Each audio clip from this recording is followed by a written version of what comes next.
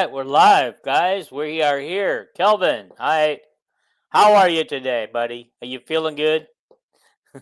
Well, I had a bad morning, but I'm good tonight. So Cool. All right, guys. If you're watching this show right now, don't forget to hit that subscribe button. Do it now while you're thinking about it. Don't say I'll do it later. It's right there in front of you. Hit the like button as well because it's also right there in front of you. And if you click on the little bell with the subscription, it will notify you when we come on the air, and that way you won't miss any great content that we're putting out there. And then, of course, we do like you to ask you, if you're live, comment and interact with the show tonight. And if you're not, just leave us a question or a comment, and one of us will get back to you and just comment back. And so, with that being said, we're almost almost 2 weeks, almost a little like 13 days to kick off. Correct? yeah, we got an Iowa State game in less than a week, right? On Thursday this week. Right? That's something we got to watch, to see what Iowa State looks like for our second game of the season. True. Yeah. Yeah. And I also got jury duty this week. And so that's going to be a lot of fun. Yeah. Metropolitan Division. So it sounds like I'm probably going into do traffic violations. Oh. Or that stuff along that line. Okay. Well, we want to get started. Calvin's going to give us some news that he knows about since our last show on Friday or Thursday. I hope you guys saw that with Jason. Jason did a very good job of breaking down the teams and the that we're going to play, and he gave his prediction, which is, if you don't know, he predicted 10-2. Just a spoiler alert. But it wasn't both Oregon and Penn State he predicted us to lose to, just Penn State. He's got us beating Oregon. But I forgot, who did he have us losing to besides Penn State? You remember? USC probably, or Nebraska. I don't know. Yeah, I don't remember either. Okay. All righty, let's get started, Kelvin. Okay. Well, off the top, we'll go with, by the way, this is brought to you by the Swarm. Some of my news is actually from the Swarm today. So anyway, donate to the Swarm. One thing this week was Sully got hurt at Tulane, hurt his leg in practice, so he's out a couple weeks, our ex-Hawkeye. Other news is, I guess we finished second in the Harpring race, number 2 recruit in the country, and everybody says that they think we're leading for Wolitsko, so that's good. And Jenica Lewis has us back getting her last visit. So things turned around there the 24th of October, and she's supposed to commit someplace right after that. Mm-hmm. I'm feeling pretty optimistic. And then Bjorn, finally, not for public consumption, but through secret kind of back channels, she told somebody her final 5 are UConn, Notre Dame, Duke, Iowa, and Kansas. Kansas is the local school, of course. Okay. UConn is the behemoth, but she's very good. She's very good friends with Jenica Lewis, and Wolitsko keeps liking her TikTok or Instagram too. So, well, yeah. So maybe the girls are all going to end up at the same school. Would that be nice if they all came to Iowa? I mean, Wolitsko and Bjorn are both top 5 players, and Jenica Lewis ain't. I suppose she's 15 or 20. She's a great shooter, but got to keep the local girl home, though. Then the rumor for men's basketball, there was a kid that was available for this year because he got an extra year, and his name's not Alibaba but Ali Biba. But anyway, everybody thinks he's going to go to DePaul. Iowa was rumored there for a little bit. He was like a 6'5" guard, small forward.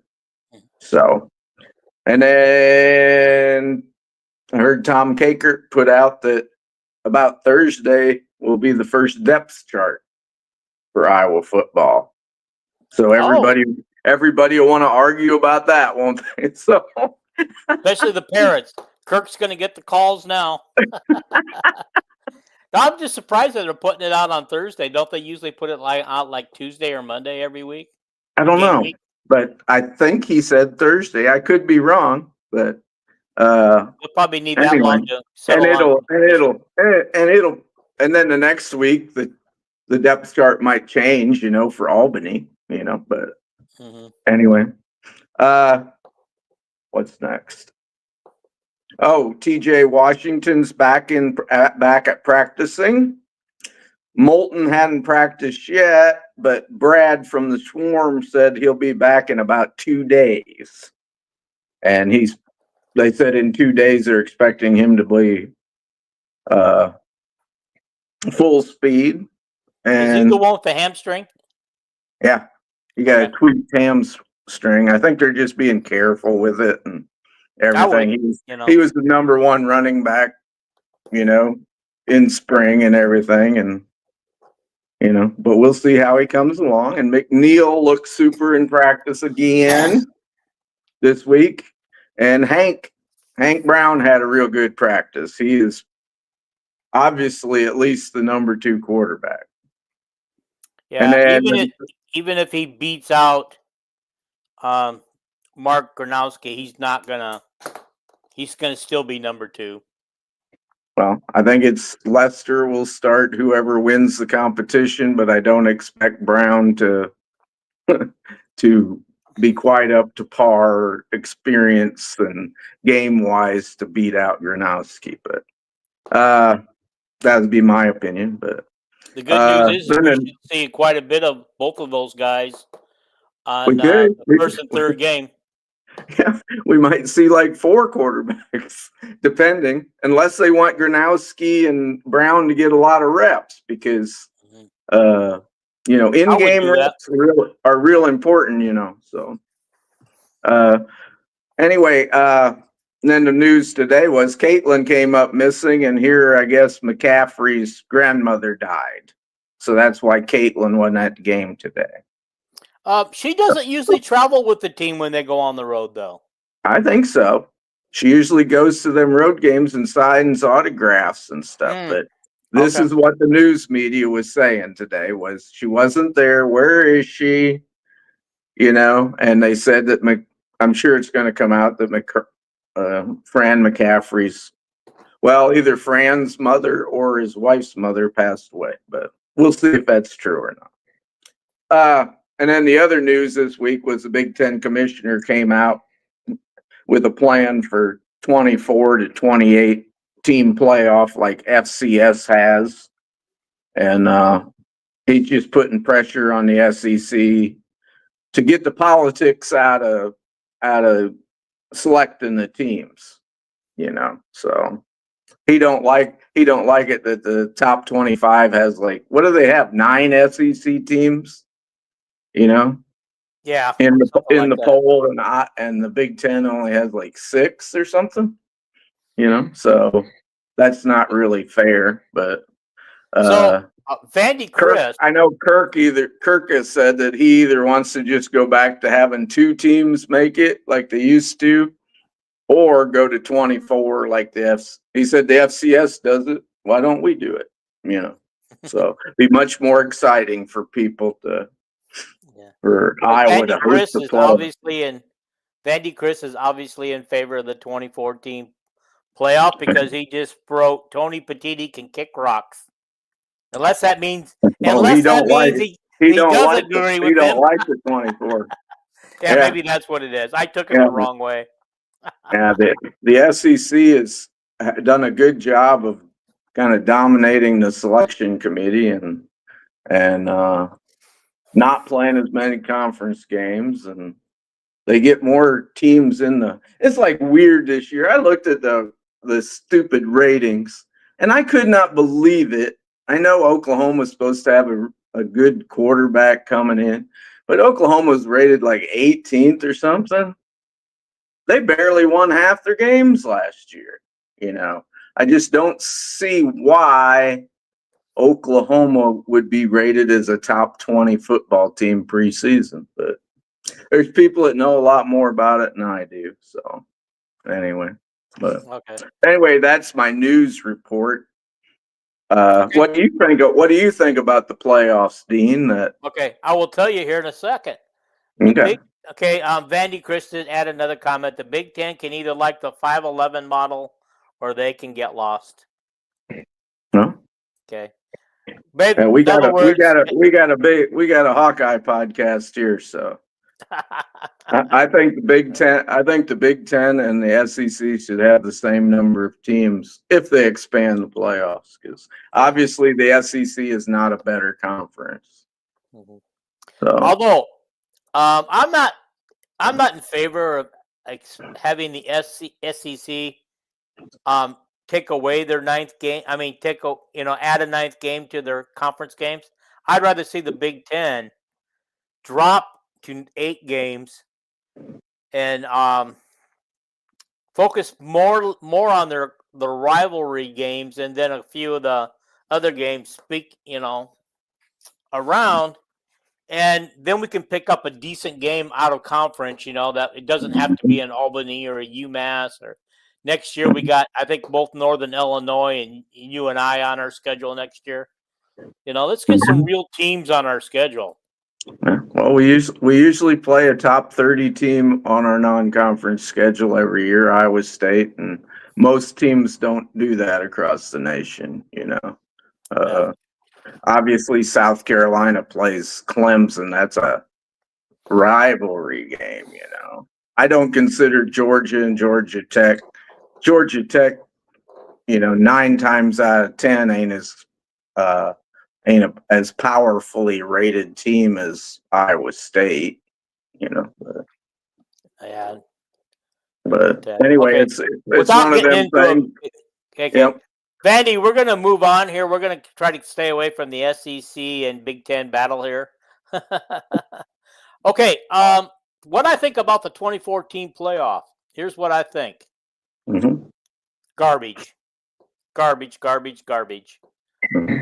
I don't like the idea because, first of all, I like tradition, and if you're gonna go to 24 teams, there are gonna be some bowl games that are gonna lose out on getting people in, and I know that they'll say, oh well, they can work the bowl games into the system, into the playoff system. I just think that you kind of lose tradition, the Rose Bowl tradition, which we've already now losing. We've already lost in the major bowls. We've already lost the tradition of the Cotton Bowl, the Orange Bowl, the Rose Bowl. And so I'm just not happy with it. I don't like the idea, and I hope it just remains in talks forever, because I wasn't even a fan of expanding it to 12 teams, because do you see what happened in those early games last year? Almost every team that lost early rounds got blown out of there. Those teams had no business being in the playoffs.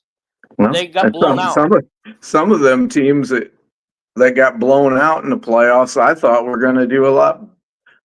Like Tennessee, did they go to Ohio State or something?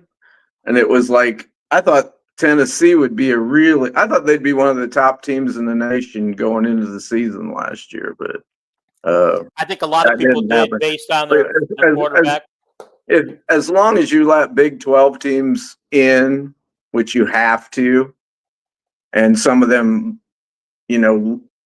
non-power schools, you're going to have some blowouts, But, yeah. Well, and after next season, you got to let in the Pac-12 again, because they will have 18. They'll have 8 football playing school. You know what I mean? But they'll probably just call them, what do they call them, Power 5 schools or something. I don't think they'll say, hey, the Pac-12 gets a school. They'll lump them in the same category as they do Army and Navy, I think, but and Okay, Notre Dame. Just to summarize real quick what Vandy's saying, 9 times out of 10, Georgia Tech is a much better team than Iowa State. There was only one blowout in the playoffs, and that was the Tennessee at Ohio State. I could be wrong. I thought all the early games were blowouts, but I might be wrong. I don't know. Okay, I thought Penn State had a pretty easy road, in the playoffs. I didn't think that was very fair. That didn't Oregon have to go play Ohio State again or something? Yes, It was they like, did. Yes, I mean, they obviously were two of the top 3 teams in the country. And then because of conference, each conference got to have a top seed. That was stupid. That. Yeah, well, they're gonna seed them this year. I understand that they're gonna be seeded before, so maybe that will help. I don't know. I just know that Oregon and Ohio State were 2 of the top 3 teams all year. Of course, Ohio State, would they finish third or fourth in the Big Ten? Then they win the national championship. So. Yep. Another reason to have a 12-team playoff, I guess. All right. We're going to move on to our bold predictions. Okay. All right. Now, you and I approached it differently. And so I'm going to go ahead and read off some of the stuff I wrote for me. Mm-hmm. Yeah. And so I got Iowa beating Oregon. That's about as bold as you're going to get. Okay. Well, I got us averaging 35 points a game offensively. Okay. And not to be outdone, because I've been on record saying I'm really concerned about our defense this year. Averaging 12 points defensively this year. Holy cow. That's a bold prediction, dude. we would have a 23 point differential, which would probably beat Indiana's last year, So. Okay. All right. And we have our punter, and I did send him a link to this show, so if he's watching or you do watch it, I have our punter averaging 51 yards. And here's how I got him averaging 51 yards this year. Yeah. Because our offense is going to be so potent this year that he won't have to pump much, and he's going to have a fresh leg. Unlike our last year and the year before, where we were giving our punters a workout. I really do think, Dean, that if a punter punted 8 times a game, his leg would not get tired. I mean, it's 8 plays a game, big deal. But anyway, go ahead. All right. Vandy's bold prediction: Hank Brown will be starting QB by game number 6. I would say only if we're having a losing season and they want to get ready for next year, or if Gronowski's injured. That's the only way. Okay, so it's Vandy's bold prediction. So yeah, it is. And I'm going to give that one to him. Just let it ride, Dean. So no, he loves Hank Brown. I mean, I know that. I love him too. All righty. He'll make a great starter for the 2016. Yeah. All right. Here's another bold one I got. Drew Stevens hits a field goal of 60 yards for a walk-off win. It'll either be Iowa State or Nebraska. Cool. Okay. All righty. Here's one. This is another one. Iowa averages 205 yards rushing, and that's up from 197 last year, so I'm not asking a whole lot more. But we were like 100 yards passing last year. We're going to be 220 yards passing this year. We're going to be a little more balanced, but we're going to see the passing game go. That comes out to about 2,500 yards passing in 12 games. So yeah, okay. Vandy has another one. I'm glad that Vandy's participating. Bold prediction number 2: Iowa starting center will be the only Iowa player on the All Big Ten postseason awards. Wow, now that is a bold statement. I remember when Iowa used to have 10, 12 guys on first team when Hayden turned it around, but difference now is there's 18 teams in the Big Ten, and we've added a lot of powerful teams that, Well, here's the one thing it is. I mean, we don't know how this is going to shake out at the end of the year, but I can guarantee that our punter will be on that team, and he'll be all Big Ten. And I will guarantee that unless he gets hurt, Weigin will be on the all Big Ten team as a punt returner or a kickoff returner. So maybe. Yeah, them for sure. Okay. Yeah. All righty. Right. It's your turn. And I know you approached it a little bit different than I, and that's okay. Yeah. Yeah, I kind of came up with the idea for this, and I said, let's have a bold prediction, not about who wins or loses the game, but for each game. So that's the way I did it. Okay. And they're some of them are really out there. It was just really bold, But like my first game is Albany, and I said for the second year in a row, Vanderzee's going to start with multiple TD touchdown receptions. That's not too bold, honestly. I could see that. Yeah. But when Vanderzee did that last year, it was the first time any freshman had ever got multiple TDs in a game. And I think it was the first time a Iowa receiver had got multiple TDs for quite a while. But, yeah. and my next game, of course, my next game is Iowa State. And I just said one team will score over 33 points. And everybody knows who my team is, but the Hawkeyes. And in the UMass game, my favorite walk-on tight end, who's got a scholarship now, is going to catch a touchdown, Mr. DJ Vonami. Vonami, yeah, Vonami. Yeah. And then Rutgers game, I got Iowa getting 3 interceptions. That's my bold prediction. Okay. Because Calcumanis was always pretty good at that. So, you want me to continue, or do you have more? Nope. I went through mine, so I just want you to do so I have one for every game.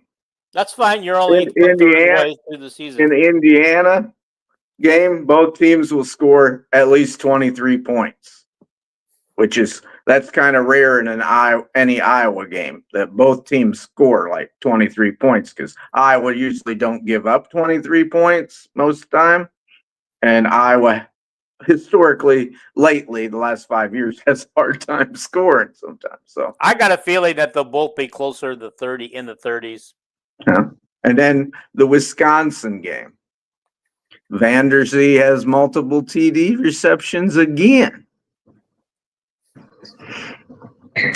Then the Penn State game. Wait a minute, hang it. Before you do the Penn State game, yeah, I want to predict that after Wisconsin loses to Iowa, Fickle loses his job.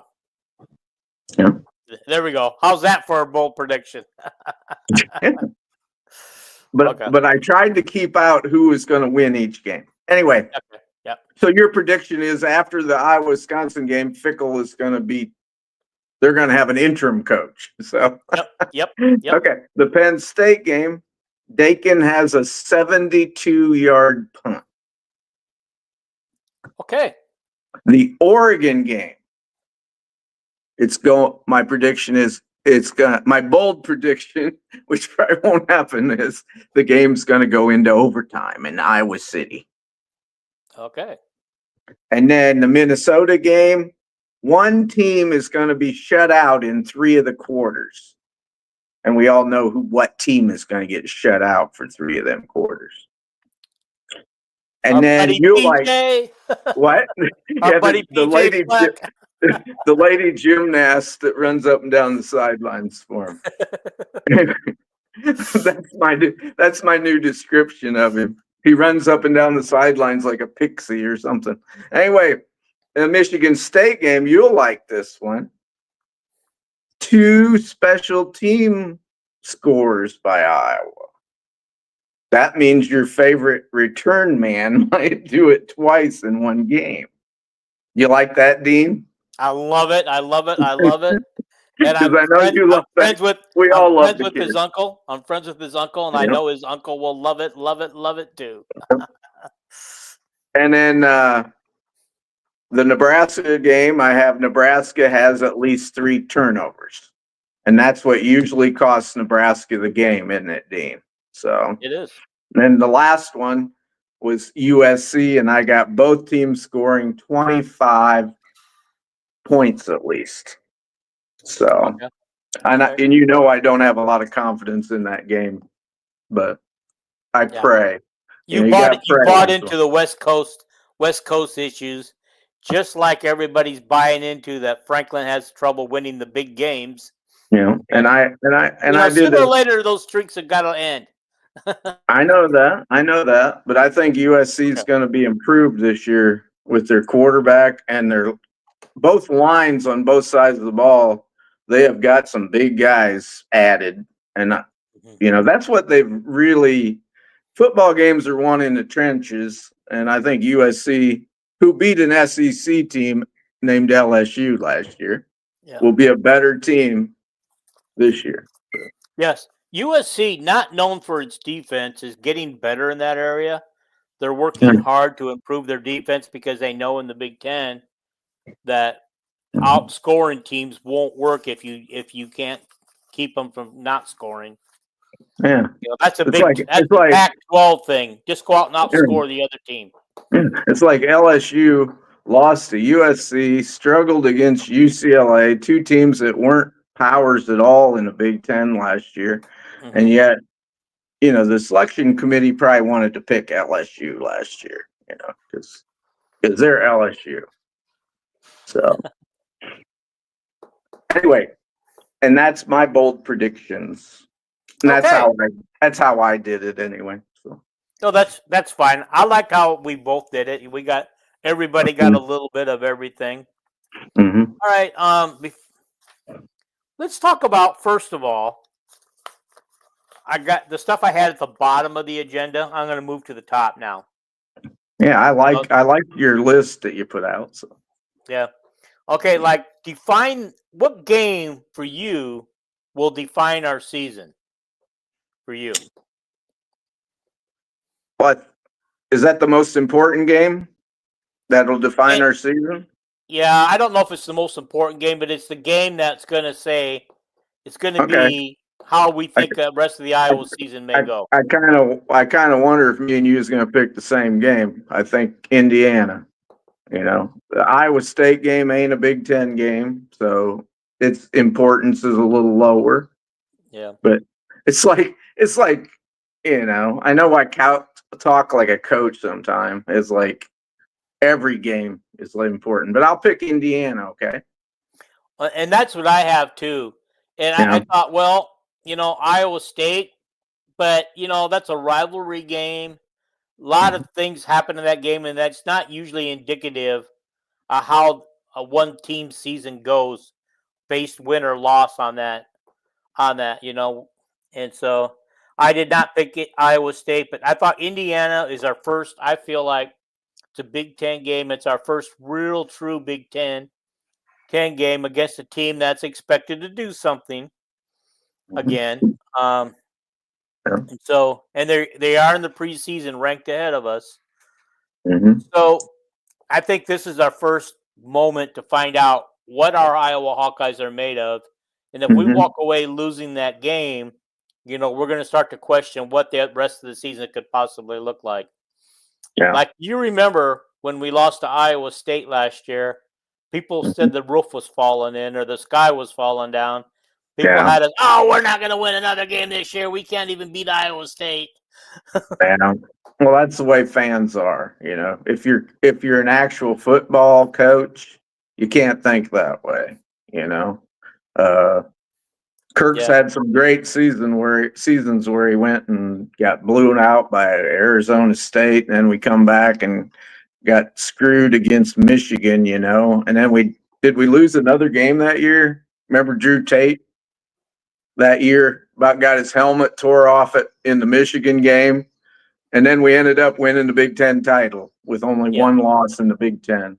Yeah, I don't know where we only was that the year we had the Holloway catch, I think? Yeah, but we didn't finish the season with one loss, so we must have lost 2 games. We must have had No, two losses. We went to Arizona State and got beat like Oh, yeah. 46 to nothing in Yeah. the heat. Yeah, that game that he got his helmet tore off. Mhm. Everybody was like, "Okay, we got a team here. We got a team that can do something." Yeah. Okay. All right. Vandy says people are expecting the same old Indiana to show up. This ain't that team. If Iowa goes 0-2 versus Indiana and Wisconsin, trouble is looming. Honestly, I don't think Kelvin and I, neither one of us, are looking at the old Indiana, and based on the polls and what the media is saying, I don't think anybody's expecting Indiana to be the same old Indiana team. No, I think Indiana has a great coach. Mhm. You know, time will tell, you know, if he's one of the top 2 coaches in the Big Ten or top 5. He's just, all he does is win. I love Signetti reminds me of Hayden Fry, you know, Yeah. but listen, I'm not going to roll over and say I was going to lose to him, you know, just because they got a really good coach and they spent $30 million, you know, on their football team again. But yeah, I think what most people expect is that they will take a drop back. They won't be 11 and what were they, 11-2 last year? 11-3. The only Big Ten game they lost was at Ohio State by like 28 points or something. So But they only lost 2 games last year. 11-2. They had the easiest schedule in the Big Ten. The only other real good team they played in the Big Ten last year and Michigan was not very good last year. You got to realize Michigan beat upset Ohio State because Ryan Day was stupid at the end of the season. And they beat this Alabama team that just could not get nothing going, you know, last year in the bowl game. Otherwise, if Michigan wouldn't have won both them games, they would have had a losing record last year. Yep. You know, that's how bad Michigan was. But hey, I give Indiana all the credit, you know. Okay. But all right, here's the next one. I'll take this one first. What is the game that you're most scared of?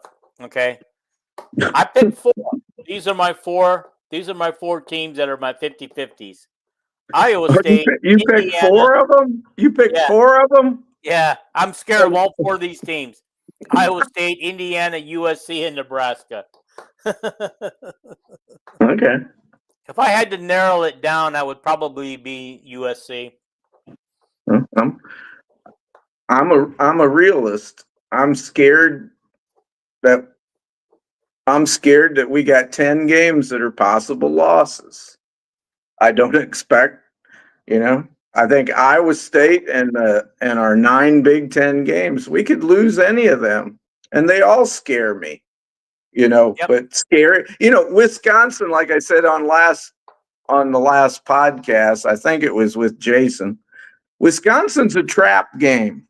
Wisconsin could be a lot better than we expect, you know, and they could have a losing record when we play them, you know, but they could be a team where we go into Wisconsin, which is they have one of the best home field advantages in the Big Ten, you know. That game scares me, but about all of them do. But the scariest game,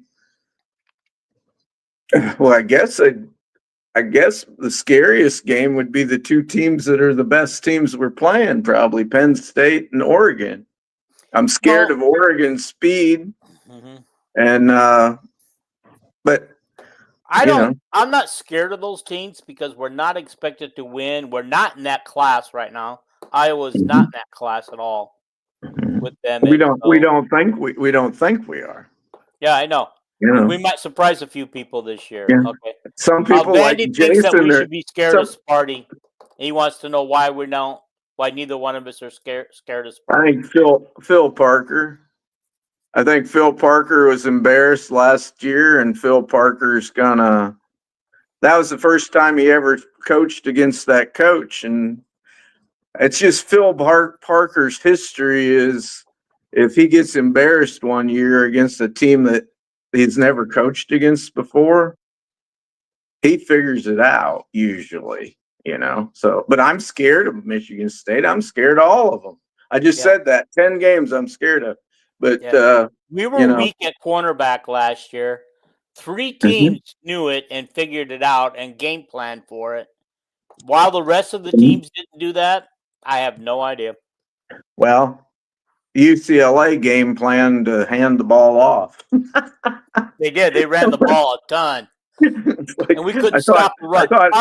Our biggest strength on defense was stopping the run, and we couldn't stop them for nothing. Yeah, it's like I thought Eric Ball had suited up for UCLA again. So anyway, I agree with Vandy. I'm scared. I'm a scaredy cat. I think like any head coach would. I'm scared of every game. The only games you aren't scared of if you're a head coach is if you're at an elite school, where you got a bunch of 5-star and 4-stars, and the only way we can lose, more than 3 games in a season is if the head coach is stupid. But I got to tell you this. When I was coaching soccer, I would get so scared and nervous before each game. Before each game, I'd end up throwing up. That's how nervous and racked I was.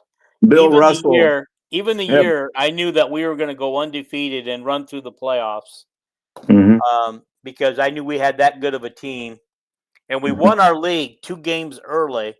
So the last game of the season, I switched things up to give some different people a chance to score and stuff. And my top scorers were mad because I made them defenders that game, and they decided to let us get beat.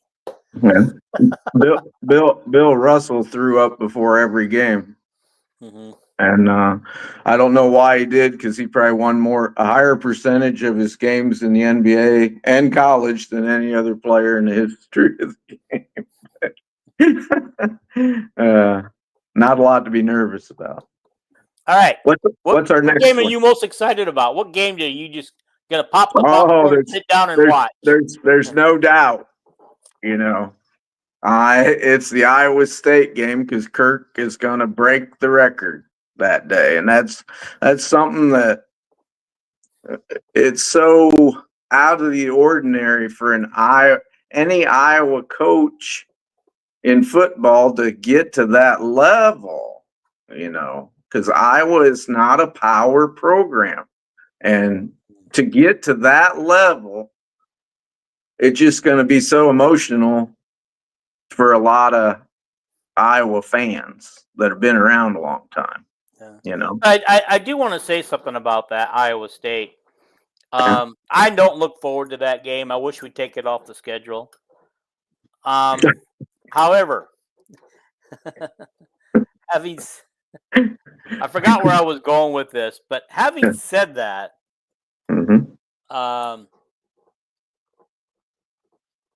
I forgot where I was going with that. I shouldn't have made that last comment and just made my comment directly. I know what I was going to say. Okay, go ahead. Okay, Iowa State, Indiana, Illinois are starting to make some noise and pass us. Okay? And so that kind of scares me too.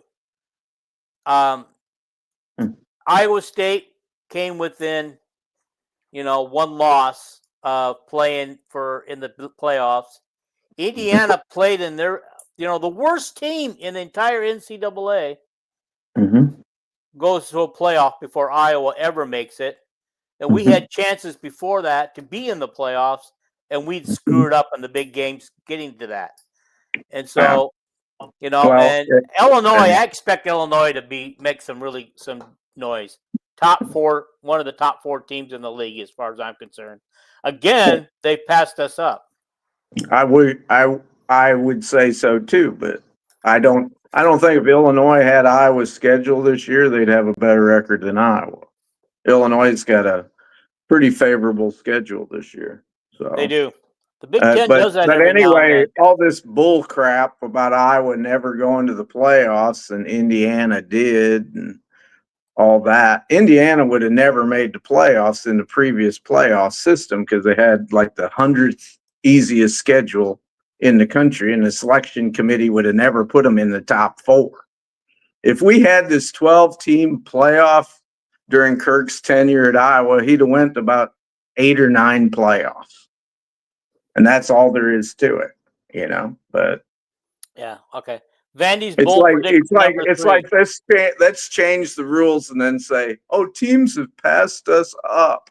Okay. So, Well, that's the way I feel. You can't change my mind. Okay. Vandy I'm Chris not. says, bold prediction number 3, Kirk Ferentz in a negotiated deal walks away at the end of this season, and we all know that Getz wants him gone, and things are trending in the wrong direction. I think the only people that think like that belong in an insane asylum. Beth Getz loves Kirk Ferentz, and Kirk will coach at Iowa as long as he wants, as long as they want to, I don't troll Vanderbilt podcasts, and it's one thing to comment on a Hawkeye podcast, but it's another thing to be totally critical and trolling on every comment. Well, okay, let's. I bite my tongue enough, but listen. I'm pretty good about it. But that's a ridiculous take. Beth Getz loves Kirk Ferentz. Yeah. In his defense, he truly believes this way. He's not trolling. Mm-hmm. Okay. Yeah. Every time somebody says something negative against Kirk or Getz or something, everybody say, "Oh, you're a troll. You're a Nebraska troll." This guy's an Iowa fan too. He grew up a Hawkeye before. But I'm just saying every Vanderbilt fan.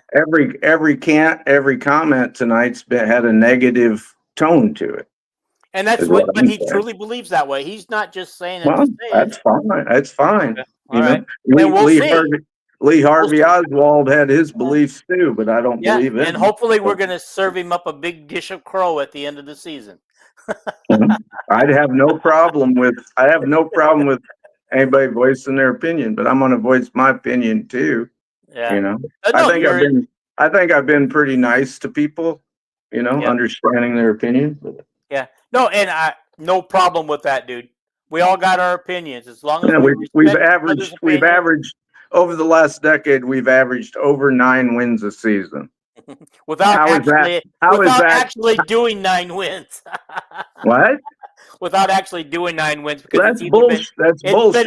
It's either been 8 or 10. I don't know exactly, but I know that we have 89 wins in 10 years. And the one season we were 6-2. We didn't play. We only played 8 games, and that's averaging over 9 wins a season. That's because for 10 years, and there's only 5 schools in the whole nation that have done that: Clemson, Georgia, Ohio State, and Alabama. Okay. All right. And that's pretty good group to be in at little old Iowa. Okay. Should we move on to our season predictions for various things like rushing leader? Oh, I forgot to tell you what game I was most excited about. We got sidetracked. Oh. USC, because they're coming here, and I want to be able to go to the game and see them, even if I'm going to have to spend a little extra money to sit in nosebleed seats.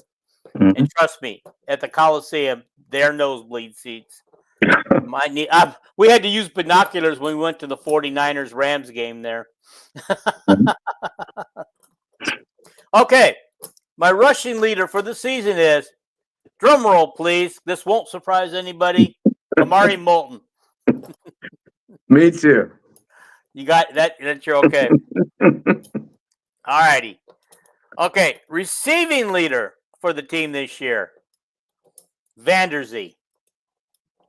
My receiving yards leader would be Seth Anderson. Of course, our guys could all get hurt. It'd be somebody else. But yeah. Well, we each picked one that have a history of injuries. Okay. All right, Vandy. I'm going to give Vandy a chance to say his piece here. I'm not trolling. I've been an Iowa fan since 1981. If I'm wrong, I am wrong. against any other schedule, Iowa would win 7 or 8 games. This schedule is not easy, and I do agree with you, Vandy. It's not easy. It's not easy, but next year's even tougher than this year's. Okay. So if we don't get it done this year, I got a feeling. Next year's is tougher. Yes. Okay. In what way is it tougher next year? I don't even know what our schedule is next year. Go ahead. Pull it Let's up. go on to the next subject. We play a lot of teams that are, I believe, something like Michigan, Ohio State, UCLA, something like that. All the big name teams. Penn State. I don't know. I figured we don't play USC next year. We wouldn't play Oregon probably, but I know we play Northern Illinois, which will make our non-conference schedule way and tougher. You and I. Northern Illinois beat a team named Notre Dame last year. So, yeah. By the way, UNI has a new football coach for the first time in a long time. Do they continue to make noise at the FCC level, or are they done? I would presume they got a good coach. The other coach had the players didn't like Farley anymore, you know. He was. I wouldn't know Dean. Well, he was slipping. He let North Dakota State and South Dakota State run past him, and when they were always in the playoffs, UNI making noise, these teams came out of nowhere and started building their programs. I know one thing, UNI will have an improved roster this year and next year just because of the guys they picked up from Big Ten team. Like there's some Iowa guys that went to Northern Iowa because of the roster reduction. We had a good tight end named Mike Marsh, who was a walk-on freshman with Vaname, and he went to UNI. He was from Waverly, and he was a really good walk-on. He just wasn't as good as DJ. So, do you remember a walk-on? I think he was on last year's roster. Probably never played a game. Last name Knipp. Kinnipp. Because he committed to Iowa as a walk-on, was a Iowa State wrestling champ in the state of Iowa. Waterloo? He's from Waterloo, wasn't he? Yes. But he's not on this year's roster, and I hadn't seen anything that said that he transferred portal out of there. Or if he ever made it. Maybe he didn't make it. I got a list of all the walk-ons, and a lot of walk-ons didn't get to stay. Yeah. You know? Well, that's what I'm wondering. I got to figure out if he even went to Iowa to begin with. He did. He did show up at Iowa. Yeah, but he only was there 1 year. He wasn't going to make. They told him he wasn't going to make the 105. You know, and he could stay right through the spring like Rezar did, or he could find better landing spot. And he left. I don't know where he went, but yeah. Well, see, I knew all of his uncles. Went to school. That family is huge for wrestling in Waterloo, the Knipps, and by the way, with 4 of them. By the way, I seen that our 4-star wide receiver Keegan Johnson is playing his 5th year at some place like New Mexico or something like that. I like following the guys and see what they're up to. You know, once you're a Hawkeye, to me, you're always a Hawkeye unless you did something terrible. You know, right? Yeah, and then you're not a Hawkeye anymore. Yeah, Pierre Pierce is no longer a Hawkeye. So yes. And then Kirk Ferentz's mind, what's receiver is no longer a Hawkeye? I can't think of his name. What? Oh, what receiver? I think he was the all-time reception leader. And Kirk doesn't consider him a Hawkeye anymore. Koulianos Johnson? Yeah, that's probably the one I was thinking of. Yeah, I don't hold anything against him, but he got booted off the team for a very good reason. So yeah, he made a big mistake, and that was not his first mistake. You know, one thing about Kirk, he's a disciplinarian. If you don't want a disciplinarian as coach, you don't want Kirk around. So Yeah. Okay, here. Vandy says UNI hasn't won more than 6 games since 2019. It was time to make a move. It was trending in the wrong direction. Time to get back to what they used to be, an annual playoff team and a threat to win. I agree, Vandy. I agree. Well, Okay. Alrighty. So, next was our offensive and defensive MVPs. okay. Okay, so why don't you give me your two, and I'll tell you mine. My offensive MVP ain't going to be a guy that's going to rack up stats. It's Jennings Dunker. He is so good, and he was very, he was the borderline All-American last year, and he's way better this year in practice from what I hear. So Okay. Yeah. All right. Your defensive MVP. we got 3 defensive players who stand way above the crowd, and Shire and Entringer and Llewellyn. And Llewellyn's in a star position where he's going to get 12, 13 sacks. It'll be Llewellyn, I think. Okay. All right. My offensive And you? MVP is Gronowski. Mhm. Okay. Yeah. My defensive MVP is Xavier Wampa. I just think I sure hope so. I just think moving him to safety. If he's your MVP, he's going to be your most improved player too, because he was god awful last year. So. Well, and I know he took a step back last year, and I think he's out to prove something different, which is why between him and Phil, he suggested a position change, and Phil went for it. Yeah. Okay. All right. I hope so. All right. Go along with our most improved player offensively. For me, it will be Moulton. Okay. Yeah. All right. And my most improved defensive player, because he's the MVP, he's also my most improved player, Wampa. Yeah, Xavier Nwampa was my pick for most improved defensive player. We need TJ Hall and Nwampa to be vastly improved over last year. And Deshaun Lee. And I picked Nwampa, Okay. Sean Lee was not that bad last year. People like to criticize Deshaun Lee, but he wasn't near as bad as Hall last year. Oh my God! But all right. Anyway. Who's your offense? Yeah. Offense. You went. Oh, I'm going to go obviously with some of my picks here. It's either going to be Seth Anderson or Reese or Vanderzee. Yeah, Reese Vanderzee. And I want to go with Reese Dakin, but I don't know if he's offense or defense.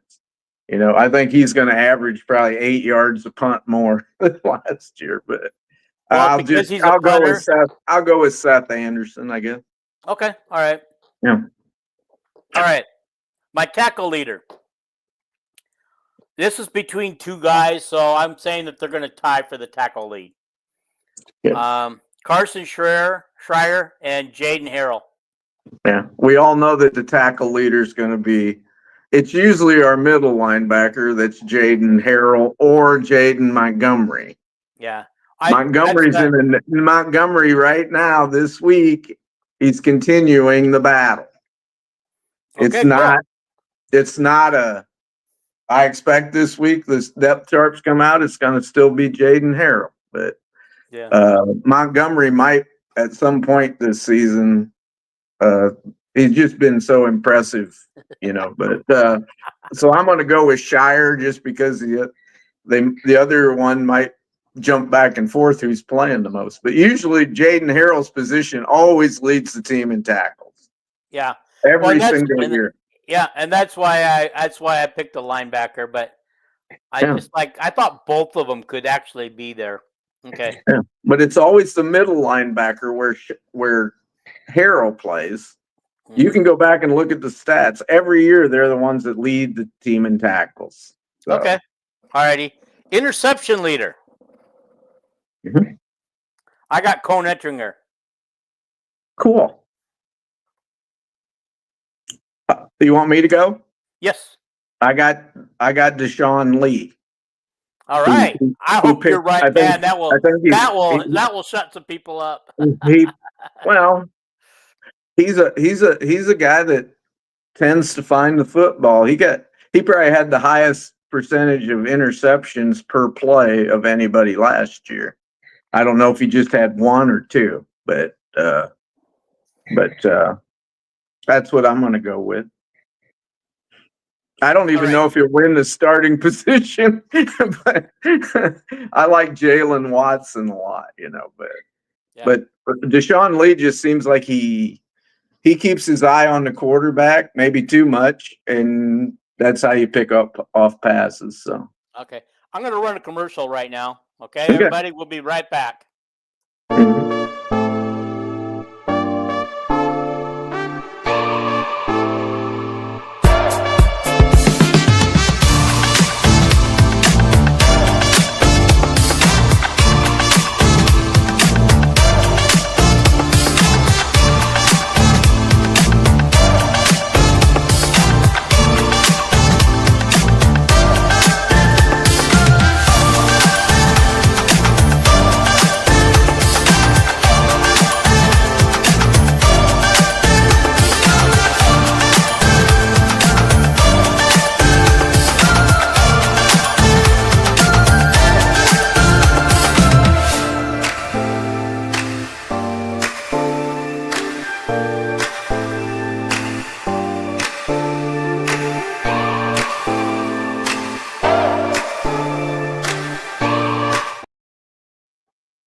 All right, we are back. All right.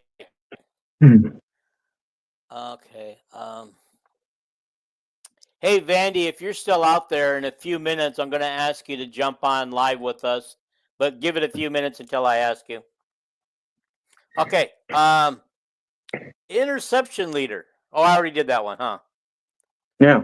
Sack leader. Who's your sack leader? Well, my defensive MVP, Llewellyn. So okay, he's just a sacking machine. He had the highest sack percentage of any player in the whole nation last year because he wasn't a starter, and I don't know if he had 7 sacks or something like that. And he played like one quarter of the snaps, So. All right, so I'm not even sure that he's going to be a starter or not, but I went with Brian Allen. There's just something about him that makes me think that he could do that. I thought for sure you was going to say Epinesa. But. Nope. I got a feeling after watching this weekend, everything that took place last weekend, and listening to all the commentaries. Yes, Vandy, but wait till I ask you. Okay. So, yeah,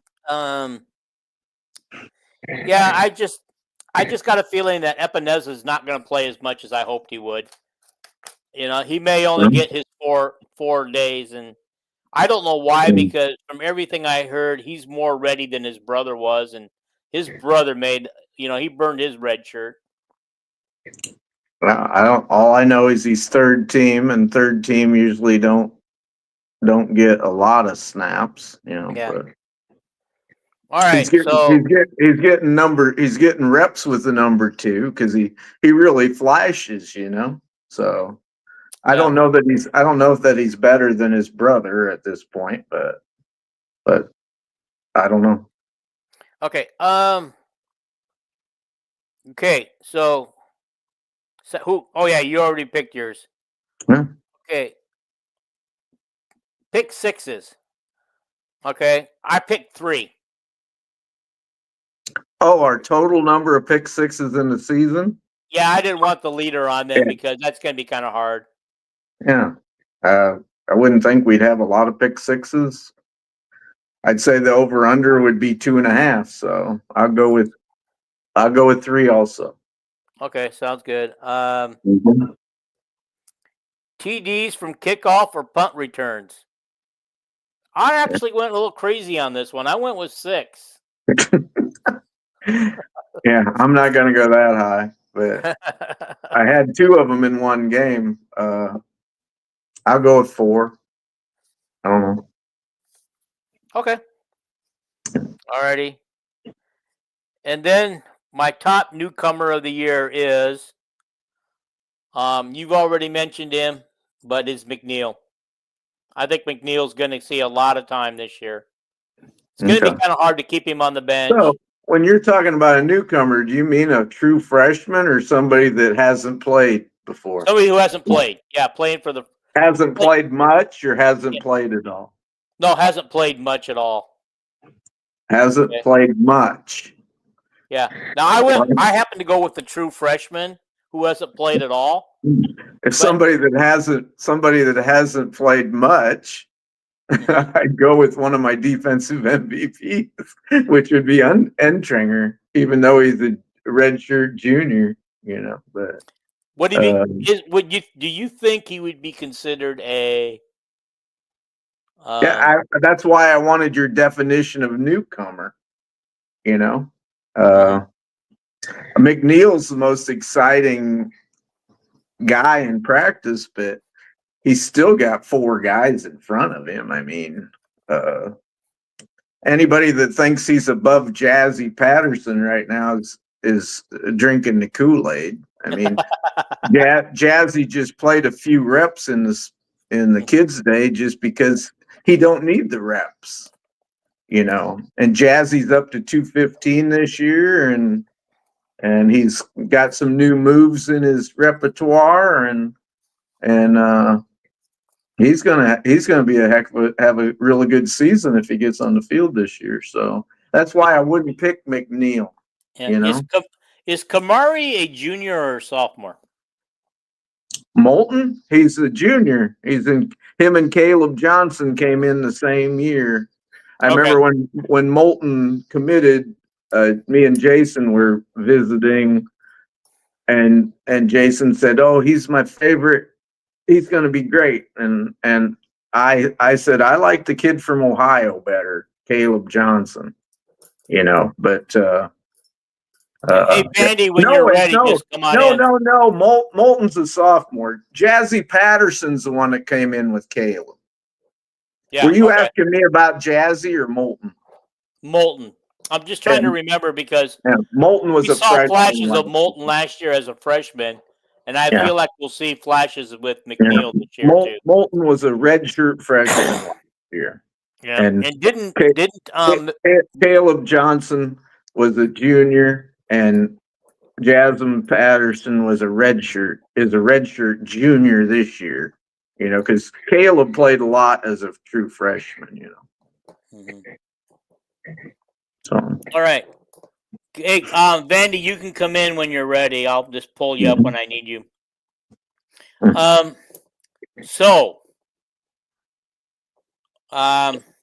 What's our next category? That's it. I don't have any more categories. Oh my God. I ran out. We don't have a missed congeniality on the team, or I would give that to Cone Ettringer in a heartbeat. That guy is my new favorite player this year. I'm all over him this year. He's my football version of Callie Levine. I get a kick out of Dunker.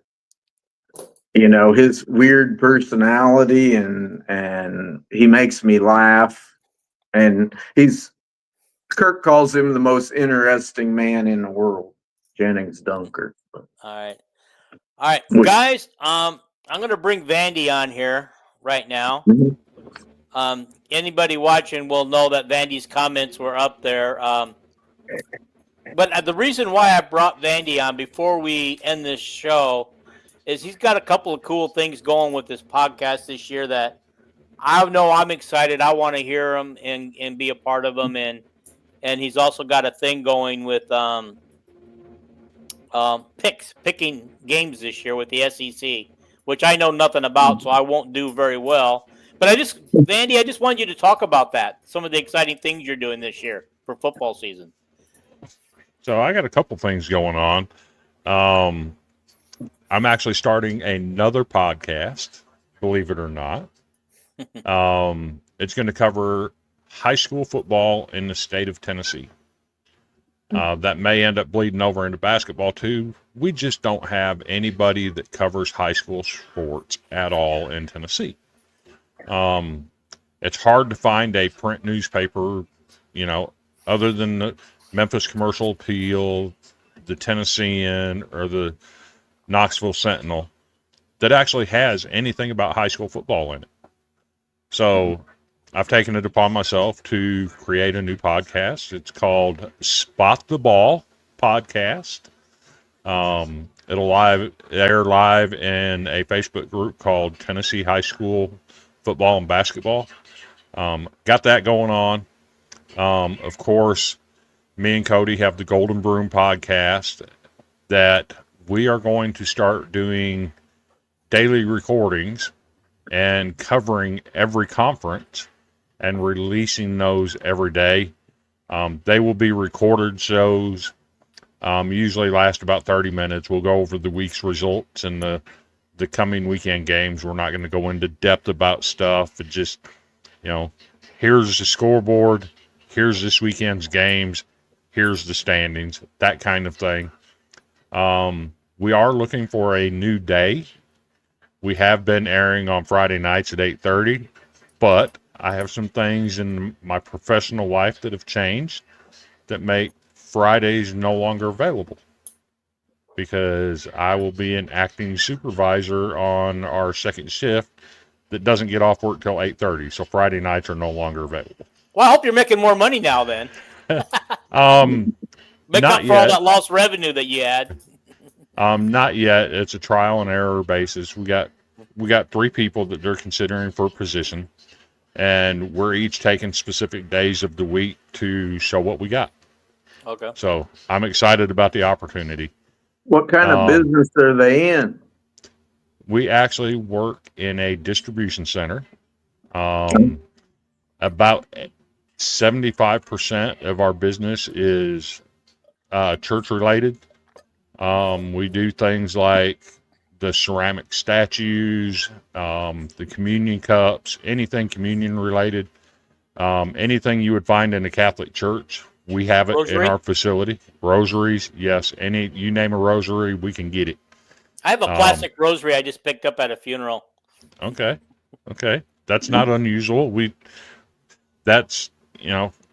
Catholic Church oriented stuff is the biggest part of our religious part, but we've also, our owners back in 2018 decided that the company was too centered around religious holidays. That's when our busy times were, and he wanted to spread the workload out more throughout the year. So we've crossed over into the gift market. We own companies like Stephen Baby, Santa Barbara Design Company, 47th and Main Home Interior stuff. And it really has spread the work out. Unfortunately, this year, I'm not going to get into why, but the work just hasn't been there so far this year. And hopefully that changes soon. It looks like it might, but that's yet to be seen. But yeah, we got a lot of exciting things going on. If you're in the gift market, I just want everybody listening that I accept gifts. So. Right. I think we all like gifts, right? My daddy always told me, he was a smart man. He said, if anything's free, take it, even if you have to throw it away. Or regift it. Because you ain't gonna lose any money on it, so. Coming from the child of a owner operator of a disposal service, you'd be surprised at the kind of stuff my dad would bring home from the a lot of treasures. A lot of treasures. He would pick stuff up at the dump and either fix it up or sell it. My good friend from Burlington, Iowa, Bill Gertis, he went to school with Fred Brown, the great basketball player and stuff at junior college, and then at Iowa too. And anyway, his mom, when he was off to college, threw something in the garbage. I would like to found it was his baseball card collection. Oh my. It had Mickey Mantle's rookie card in it. So, Oh my. and Oh you my know gosh. what that's worth. So, Oh yes. Yeah, So I wish I'd have had that card. So Yeah. you mentioned this SEC group. I'm in several SEC groups, but there's two of them specifically. I'm going to be running a Pick'ems contest. I'm So looking forward to that. I really am. The way it works, every week on Sunday morning, I post a list of 20 games.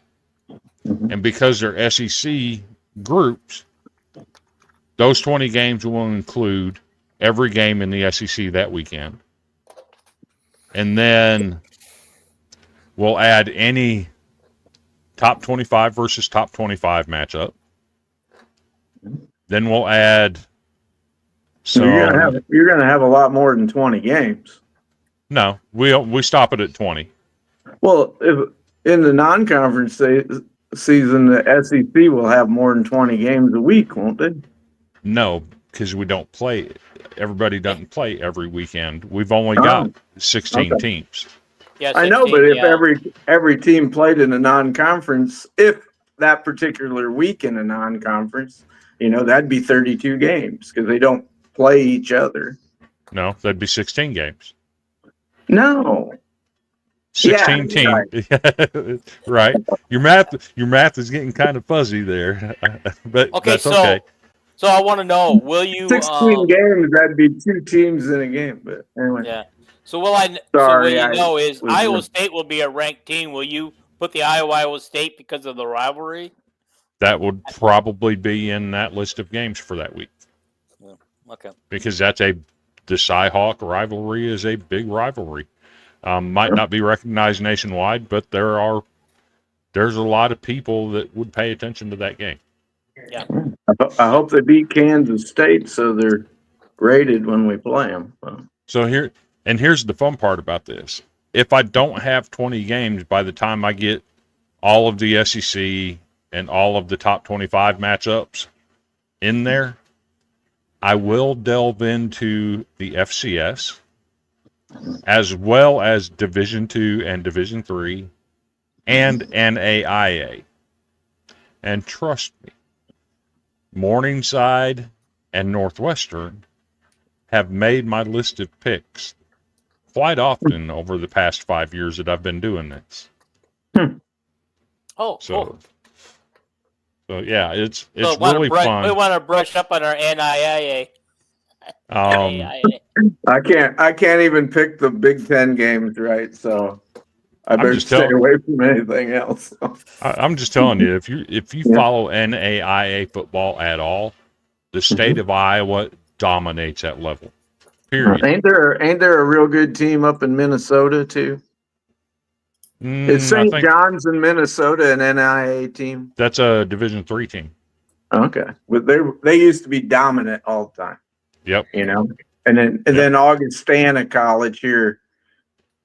Augustana College in Illinois here is like 3 blocks from my condo. But they used to have the longest winning streak in the history of college football at one point. But. Okay. And then you got Northwestern, Morningside. There's another one. I can't think of the name, but they've been in the semifinals each of the last 3 years out of Central Iowa somewhere. And there's more than one Augustana. Well, wait a minute. In Central Iowa could be. I want to say it's Grand something. Grandview? There's Grandview. Grandview. I think Grandview out of Des Moines, yes. Out of Des Moines, yeah. They have a hell of a team and have for years. Okay.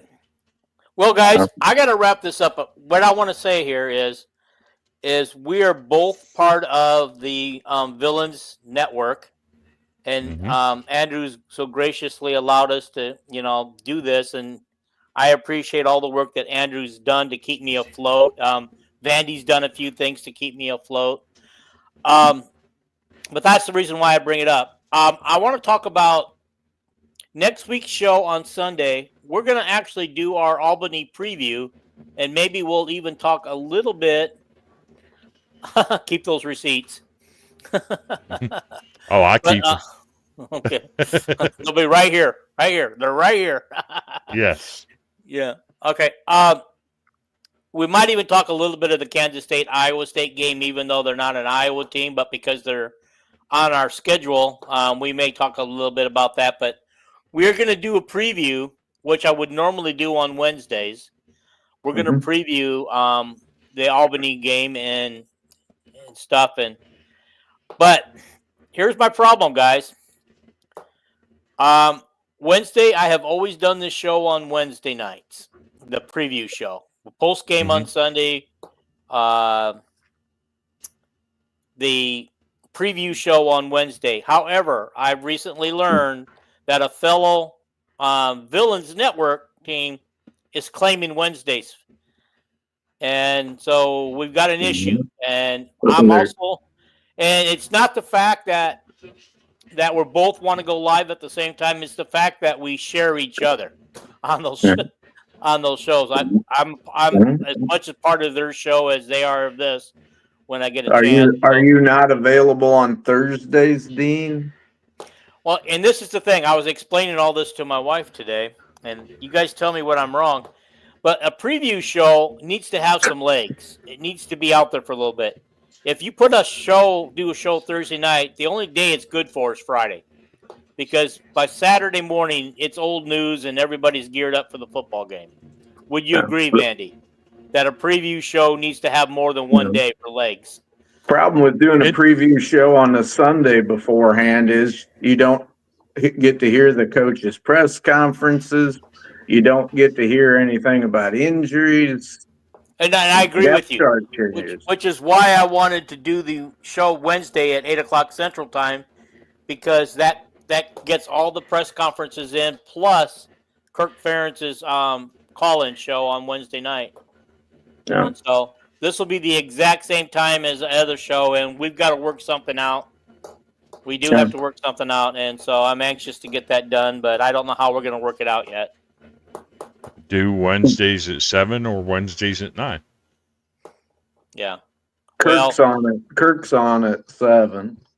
Yeah, he's on it. He's on from 6:30 if you want to hear Kirk telling about who got injured in practice the day before and that day and stuff like that. That's a discussion I'm going to have with the other guys. We've got to work something out. I hate to go to Tuesday because of the reasons why I mentioned, but you know. And your reason for Thursday was you thought it was too late in the week. Yes, okay. I do.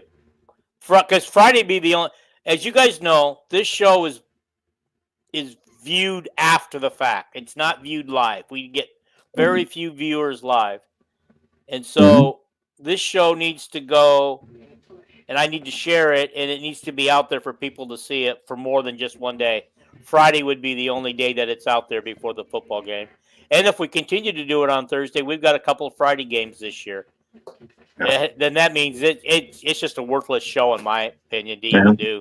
If you do it too early in the week, you can be outdated by the time news conferences come out. And if you do it too late, people don't. It's too late in the week. So yeah. Well, I'll have to talk to the other two guys and see what I can do to do that. But I want you guys to know that I still intend to do 2 shows the way we've always done it. I've been doing this for 4 years now and 4 seasons, and I've not changed the pattern one iota. And we're going to continue to do it one way or the other. But anyhow, last year we were competing against each other, but neither one of us was members of the Villains Network at this time last year. Okay. So, guys, with that, I want to thank you guys for all your input. Vandy, thank you for all your comments and stuff. You kept the show lively tonight, and I wasn't trying to upset Kelvin. I don't get upset, but I respond when each comment had the same So tenor to it, you know. so my whole take is I'm a realist, right? Me Just too. being so I look at the schedule. I find it to be a very daunting schedule. It is. That doesn't mean I think Iowa is a bad team. I just have trouble finding where the wins are going to come from against this particular schedule. I look at Wisconsin. They're expected to be much better than they have been the last 2 years. I look at Indiana. This isn't the same old Indiana. They're coming in full bore. I look at Michigan State, who absolutely embarrassed Phil Parker last year. I look at Nebraska, who's expected to be really good. I look at, Penn State, Oregon. We know Iowa's history of playing on the West Coast. It doesn't end well. It never has. I don't know that we've ever won a game on the West Coast. So I look at the schedule and I'm like, okay, this is tough. I don't know where these wins are going. You forgot about the Holiday Bowl when we thrashed USC. I remember the Holiday Bowl when we absolutely torched Texas. I remember that one. That was the Freedom Bowl. Freedom Bowl. You're right. You're right. Okay. Yeah. And we also won 2 games. We won 2 other games back in Hayden Fry's years. Yeah, in the Holiday Bowl. I agree. I agreed with you that. Yeah. I see 10 possible losses. We ain't gonna lose 10 games. No, I don't think Iowa loses 10. Kirk Ferentz don't have bad seasons. That's being a realist looking at his history, And if let's say he went 4-8 this year, the theory that Beth was gonna want to get rid of him that's not gonna happen. He's built up. For one thing, I don't think he's going to go 4-8. But if it happened to happen, he can coach here for. If he went 4-8 2 seasons in a row, it might be a little squawking. But other than that, there's always going to be squawking because there was squawking when Hayden was here. Every coach has squawkers because that's the way the human beings are made. They like to complain. And yes. So Kirk's going to coach until he dies. He already said it to everybody publicly. So my take on the Beth Gates, Kirk Ferentz situation, from the mile out view, I think she wanted to get rid of him when she told him to get rid of Brian. I don't think for a minute she thought he would fire his own son. But he didn't. I really don't. She didn't even get rid of Brian. So no, she just told him, "Hey, you have to make a change." The president of the university, she was just an interim AD, and the president of the university, Mrs. Wilson, told her that we're going to tell Brian that this is his last year, and we want him gone. But Beth loves Kirk, and anybody in the inside at Iowa or on the outside of Iowa knows that. I mean, Kirk he's going to be here for a few more years anyway, as long as he's healthy. So, and to be fair, he's shown some things in some interviews where you can tell by the words he uses and his demeanor. I think he knows the end is near. Yeah, it's within the next 7-8 years. So. Okay. Guys.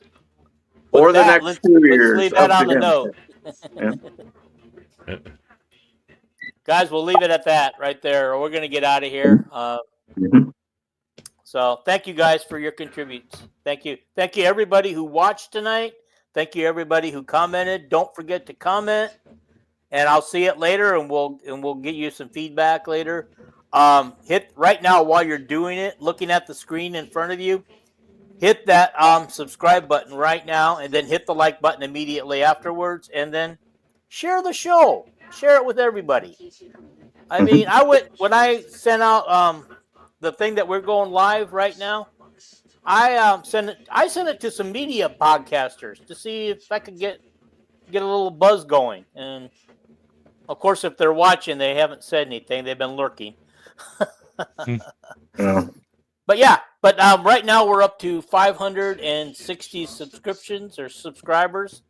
And so let's keep pushing towards 600. Maybe we can get this done before the season actually ends, up to 600. So I eventually want to get to 1,000. I promise you, Kirk says he's going to coach till he dies. I'm going to podcast till I die. So I got time to get that 1,000 in. That's what he said. That's what he said to Corey Kluver, the guy that does the washed up walk-ons. Corey said that on his podcast, and So he ain't gonna coach till he dies, but he's gonna, as long as he feels good and he keeps winning, which he's like I said, it's the winningest stretch in the history of Iowa football. So. All right, as a grandfather to 10 grandchildren,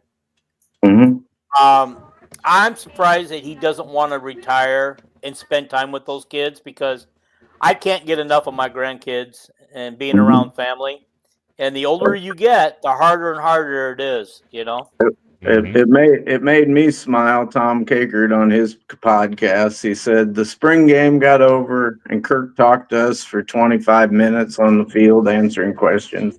And as soon as the news conference was over, about 12 grandkids came running across the field and tackled him. And he said Kirk had the biggest smile on his face. I think his grandkids spend a lot of time with Mary and in the house. But he's only got one child living in Iowa City. The rest live in all over the country. I don't know. They must all come back. I bet Brian's kids went there. All these grandkids came charging onto the field, you know. So I don't know nothing about it, but anyway. I thought it was a kind of a very blessing moment, you know, that sweet moment was caught by the reporters and stuff. But anyway. Yeah. Okay, so I have a situation I'm going to put on your plate for both of you to watch for the next couple of years. Okay. A former Iowa Hawkeye retired this week. Yes. I have it on good authority that he's going to be the next head football coach at a high school in Iowa. The town that he came from, Denison. I have that on very good authority. Because you're from Denison and you know people there. So I heard he bought a bunch of farmland out that way. So here's the question.